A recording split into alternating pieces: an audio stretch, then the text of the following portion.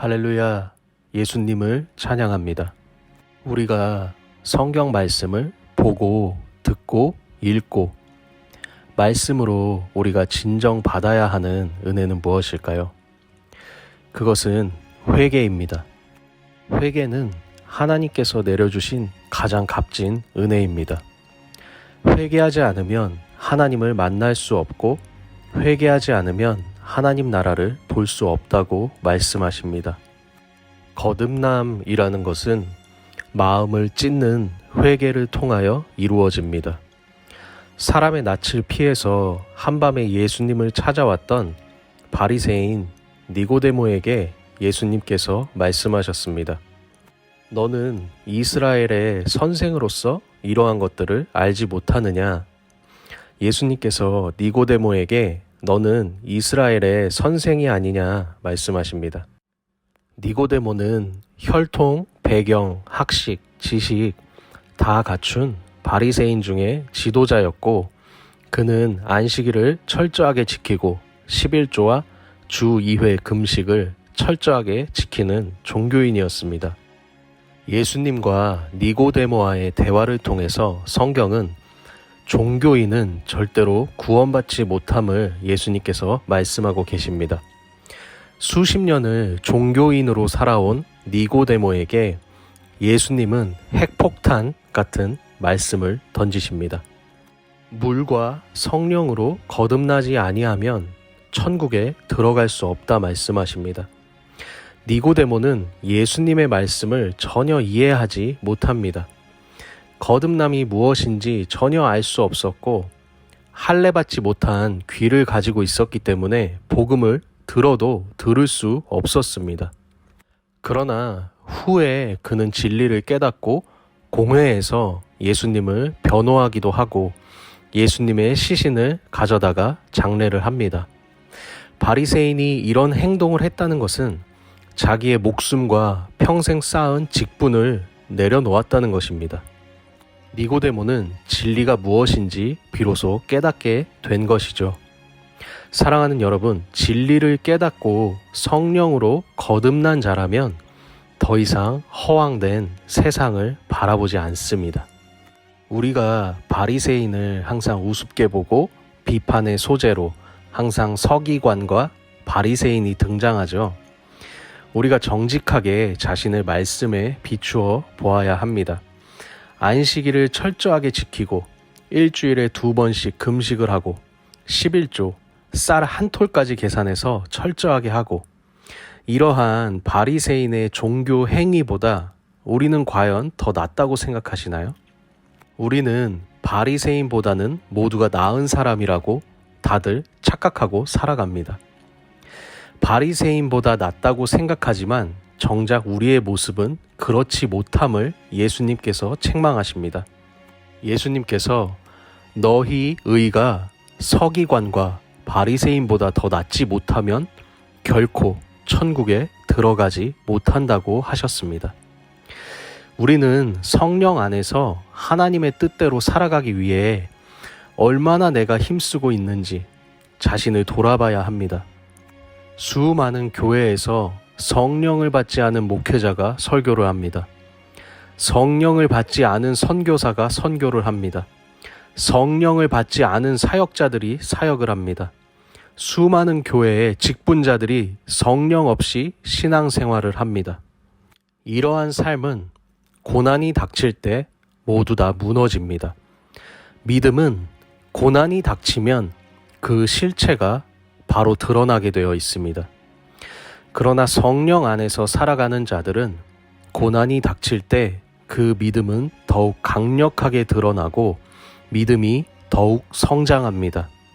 우리의 믿음은 하나님께서 내려주시는 말씀의 양식, 생명의 떡을 먹으며 계속 자라납니다.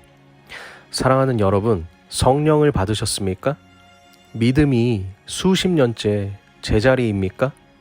형제 자매를 미워하고 시기 질투하고 분노하고 용서하지 않고 복수의 마음을 품고 입으로는 세상 말하고 아직도 술, 담배를 끊지 못하고 세상 것들을 잘라내지 못하고 살아간다면 그 사람이 성령에 속한 사람일까요?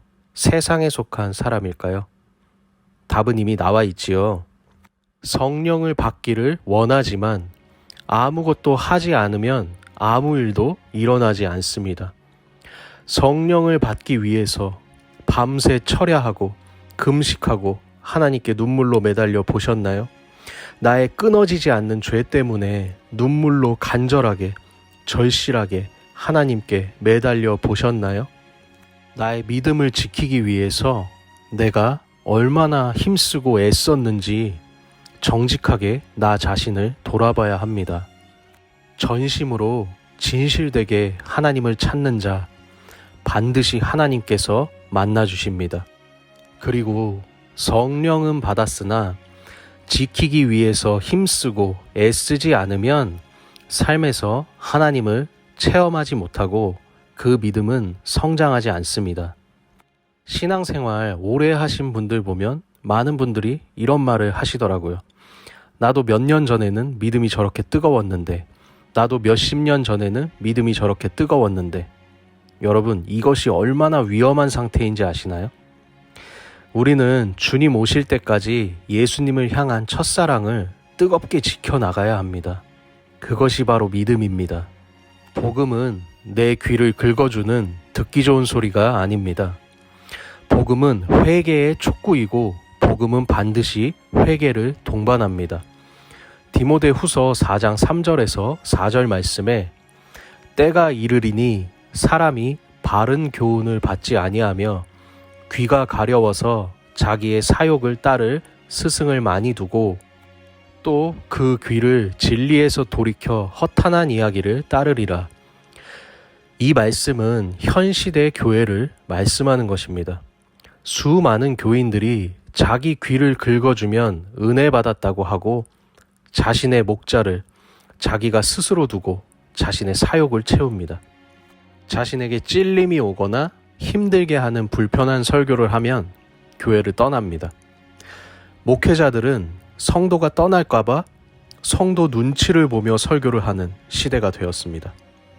하나님께서 택하시고 엄청난 축복을 받은 이스라엘 백성이 왜 하나님의 심판을 받았나요?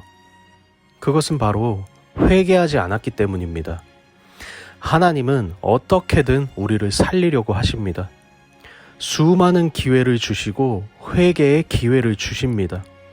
아모스 4장 6절에서 8절 말씀에 또 내가 너희 모든 성읍에서 너희 일을 깨끗하게 하며 너희의 각 처소에서 양식이 떨어지게 하였으나 너희가 내게로 돌아오지 아니하였느니라. 여호와의 말씀이니라.